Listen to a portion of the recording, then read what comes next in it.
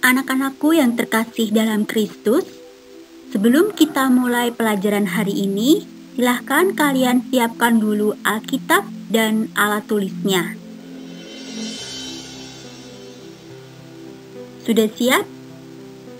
Mari kita berdoa. Tuhan Yesus, terima kasih untuk penyertaan-Mu dalam kehidupan kami. Terima kasih untuk karya Tuhan dalam kehidupan kami. Pimpin kami supaya kami dapat mengerti kebenaran firman Tuhan. Dalam nama Yesus, haleluya, amin. Mari kita membaca firman Tuhan dari Yohanes pasal 8 ayat 31 sampai dengan 32. Maka katanya kepada orang-orang Yahudi yang percaya kepadanya, "Jikalau kamu tetap dalam firman-Ku, kamu benar-benar adalah murid-Ku, dan kamu akan mengetahui kebenaran itu akan memerdekakan kamu." Anak-anakku yang terkasih dalam Kristus, setelah kita membaca firman Tuhan tadi, maka hari ini kita akan belajar mengenai Alkitab, khususnya kitab-kitab dalam Perjanjian Lama. Alkitab kita itu terdiri atas dua bagian, yaitu Perjanjian Lama dan Perjanjian Baru. Perjanjian Lama adalah bagian pertama dari Alkitab yang digunakan oleh umat Kristen. Perjanjian Lama terdiri dari 39 kitab. Nah, silahkan anak-anak buka Alkitab kalian. Kemudian, mari kita urutkan kitab apa saja dalam Perjanjian Lama. Kita mulai dari depan ya.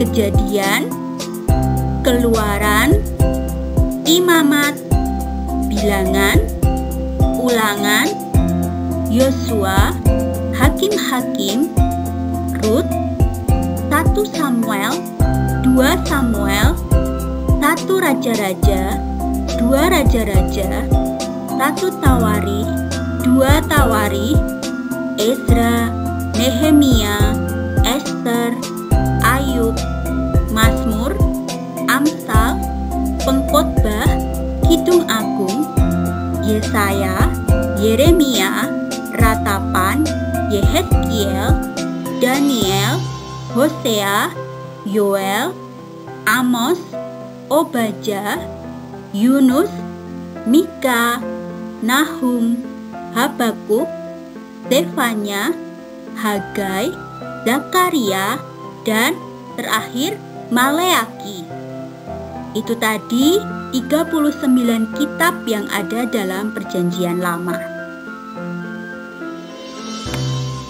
Setelah tadi kita mengurutkan bersama-sama kitab-kitab yang ada dalam Perjanjian Lama, tahukah kalian Perjanjian Lama itu bercerita tentang apa? Ya, betul. Perjanjian Lama bercerita tentang 1. Kemahakuasaan Allah, 2. Penyertaan dan kasih Allah pada umatnya, 3. Peraturan dan hukum Allah, dan masih banyak lagi cerita yang lain. Nah, mari hari ini kita lihat beberapa cerita yang ada dalam Perjanjian Lama. Mari kita lihat kitab Kejadian pasal 1 ayat 1 sampai dengan 13. Kejadian pasal 1 ayat 1 sampai dengan 13. Ada yang tahu menceritakan tentang apa? Ya, betul. Menceritakan tentang bagaimana Tuhan Allah menciptakan bumi, langit, dan isinya. Oke, mari kita lihat. Hari pertama, Tuhan menciptakan terang dan gelap. Hari kedua, Tuhan menciptakan cakrawala. Hari ketiga, Tuhan menciptakan darat, laut, dan tumbuhan. Hari keempat, Tuhan menciptakan matahari, bulan, bulan, dan bintang. Hari kelima, Tuhan menciptakan apa? Tuhan menciptakan binatang di air dan di udara. Hari keenam, Tuhan menciptakan binatang di darat. Pada hari keenam ini juga, Tuhan Allah menciptakan manusia. Kalian tentu tahu, manusia pertama yang diciptakan oleh Tuhan siapa? Ya, Adam dan Hawa. Ciptaan Allah dari hari pertama sampai hari keenam menunjukkan bahwa Allah yang kita sembah sungguh penuh kuasa. Semua diciptakan dengan teratur, indah, dan penuh sukacita. Setelah tadi kita melihat kitab Kejadian, sekarang mari kita lihat kitab Keluaran. Kita ambil Keluaran pasal 10 ayat 1 sampai dengan 17. Keluaran pasal 10 ayat 1 sampai dengan 17. Di situ tertulis aturan yang Allah nyatakan pada umatnya. Aturan-aturan tersebut diharapkan dapat dipahami dan dilakukan dalam kehidupan sehari-hari sebagai orang yang percaya pada Allah. Aturan-aturan yang Allah berikan itu dikenal dengan 10 hukum Allah. Apa saja? 1. Jangan ada padamu Allah lain di hadapanku. 2.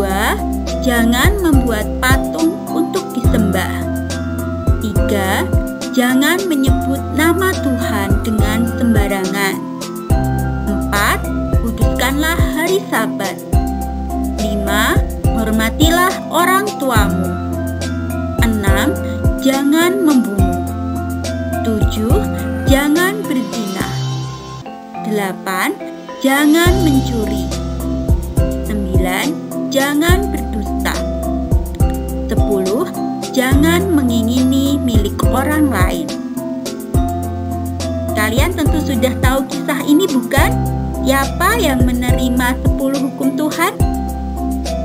Iya, yang menerima 10 hukum Tuhan itu Musa. Betul. Mari kita lihat cerita selanjutnya. Selanjutnya, mari kita lihat kitab Bilangan pasal 14 ayat 1 sampai 4. Kitab Bilangan pasal 14 ayat 1 sampai 4. Dalam kitab Bilangan ini juga masih menceritakan tentang kisah perjalanan bangsa Israel dari tanah Mesir menuju tanah perjanjian Kanaan. Lewat perantaraan siapa? Lewat perantaraan Nabi Musa dan Harun. Dalam perjalanan ini, mereka melihat begitu banyak mukjizat yang mereka alami. Seperti waktu itu Allah menurunkan 10 tulah kepada bangsa Mesir demi menyelamatkan mereka dari penjajahan. Mereka juga melihat bagaimana Tuhan membelah laut Teberau agar bangsa Israel bisa melintasi lautan itu dengan mudah. Bahkan mereka juga melihat bagaimana pemeliharaan Allah yang telah memberikan roti mana dan burung puyuh agar bangsa ini bisa makan setiap hari. Itu tadi beberapa kisah yang ada dalam kitab Perjanjian Lama. Anak-anak yang terkasih dalam Kristus, secara umum kitab-kitab dalam Perjanjian Lama dibagi menjadi 5 bagian. Yang pertama, kitab Taurat, terdiri dari kitab Kejadian, Keluaran, Imamat, Bilangan, dan Ulangan. Yang kedua, kitab sejarah, menceritakan sejarah bangsa Israel sejak penaklukan Kanaan sampai pembuangan ke Babilonia. Ini ada 12 kitab. Kemudian yang ketiga, kitab puisi dan pujian, yang dalam beragam bentuknya berhubungan dengan masalah kebaikan dan kejahatan di dunia ini. Ini terdiri dari 5 kitab, yaitu Ayub, Mazmur, Amsal, Pengkhotbah, dan Kidung Agung. Kemudian yang keempat itu kitab nubuat nabi besar. Ini berisi peringatan-peringatan terkait konsekuensi jika berpaling dari Allah. Ini terdiri dari 5 kitab, yaitu Yesaya, Yeremia, Ratapan, Yehezkiel, dan Daniel. Kemudian yang terakhir itu kitab nubuat nabi-nabi kecil. Ini ada 12 kitab, yaitu Hosea, Yoel, dan terakhir sampai Maleakhi. Sekian pelajaran kita hari ini mengenai kitab-kitab dalam Perjanjian Lama. Jangan lupa nanti kalian kerjakan tugasnya ya. Sebagai ayat hafalan hari ini adalah Yohanes pasal 8 ayat 31. Yohanes pasal 8 ayat 31.